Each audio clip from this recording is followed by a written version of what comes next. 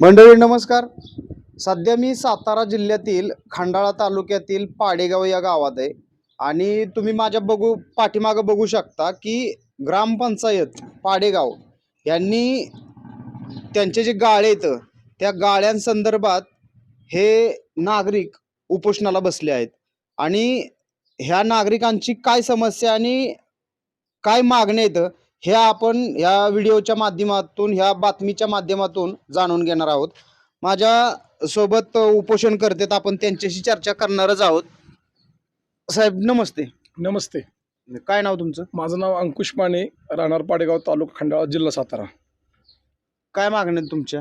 गेले 25 वर्ष झाले पाडेगावमधले जे गाळे आहेत, व्यापारी गाळे आहेत, ते व्यापारी गाळ्यामध्ये 25 वर्षात सातत्याने 5 वर्ष पाच सरपंच होऊन गेले, परंतु 25 वर्षात कुठल्याही गाळ्याचा निलाव झालेला नाही आहे. आणि निलाव न झाल्यामुळं आणि ग्रामपंचायतच्या मासिक मिटिंगमध्ये सातत्याने ग्रामपंचायतच्या सदस्यांनी सरपंचांनी आपल्या घरातल्या लोकांच्या नाव गाळे दिले आणि गाळे देऊन कर भरलेला नाही आहे. आणि कर काही जो भरला आहे तो थोड्या प्रमाणात भरला आहे की जेणेकरून आमच्या ग्रामपंचायतचा फार मोठं नुकसान झालेलं आहे. आणि हे सातत्याने कुणी आवाज न उठवल्यामुळं आम्हाला हा आवाज उठवावा लागला. सर्वसामान्य आम्ही 14 जणांनी बस साखळी उपोषण करून हे आधी भ्रष्टाचार झालेला बाहेर काढण्याचा प्रयत्न केला आणि आज आम्ही ते बसून भ्रष्टाचार बाहेर काढतोय. बरं, आता हे तुमच्या कधी लक्षात आलं की कुठल्याही प्रकारचा कर न भरलेला आहे? हे आमच्या असं दिसून आलं की गाळे सातत्याने एकच माणूस सातत्याने त्या गाळ्यात वावरतोय, राहतोय, व्यवसाय करतोय.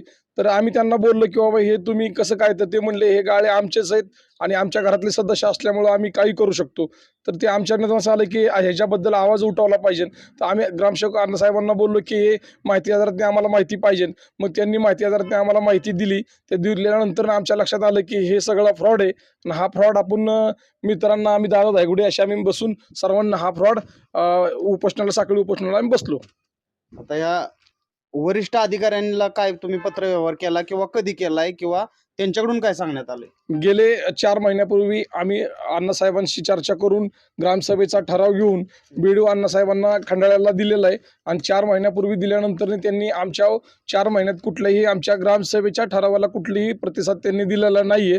बीडीओंच्याकडून काय सांगण्यात आलं किंवा काय पत्रव्यवहार? पत्रव्यवहार त्यांना आम्ही केला की हे ग्रामसभेचा ठराव की बाबा हे 4 महिन्यापूर्वी केला की हे 4 महिन्यापूर्वीची तारीख 18/11/2025 ची.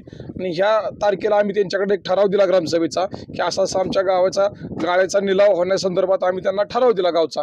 तर त्यांनी तो घेतल्यानंतर 4 महिन्यात त्यांनी आम्हाला कुठलाही रिप्लाय न दिल्यामुळं आज आम्ही उपोषणाला बसलेलो आहोत. म्हणजे अण्णासाहेब म्हणजे एक नागरिक म्हणून त्यांनी ग्रामसेवक असतील किंवा बीडीओ साहेब खंडाळा असतील यांना पत्रव्यवहार केला आणि या पत्राच्या माध्यमातून त्यांनी हे सांगितलं की लवकरात लवकर निलाव हो. बरोबर ना? बरोबर गाळ्यांचा निलाव फेरनिलाव हो. आता तुमची मुख्य मागणी प्रशासनाकडे कोणती राहील? ही गाळ्यांचे फेरनिलाव झाले पाहिजे आणि गोरगरिबांना त्या गाळ्यामध्ये व्यवसाय करता आला पाहिजे. कारण का तर हे सातत्याने जे गाव पुढारी आहेत ह्या गाव पुढाऱ्यांनी आपल्याजवळ गाळे ठेवल्यामुळं सर्वसामान्य लोकांना न्याय मिळत नाहीये. ते न्याय मिळाला पाहिजे. कारण गाळे हे गावचे ग्रामसभेतून 4 गाळे झालेले आहेत ग्रामपंचायतीचे आणि DRDच्या माध्यमातून 8 गाळे असे 12 गाळे आहेत. ह्या 12 गाळ्यामध्ये सर्वसामान्य जनतेला न्याय मिळून व्यवसाय करता आला पाहिजे. ठीक आहे. माझ्यासोबत अजून काय उपोषण करते आहेत, आपण त्यांच्याशी बोलूया. काय नाव तुमचं? माझं नाव दादा सोनादा धायगुडे पाटील, राहणार पाडेगाव. मला लक्षात आलं की 25 वर्ष झालं या ग्रामपंचायतनी गावातील गरीब जनतेला लुटलंय. कसं लुटलंय त्यासाठी आम्ही माहिती अधिकाराचा माहितीचा बाबा हे प्रोसेसिंग केलं.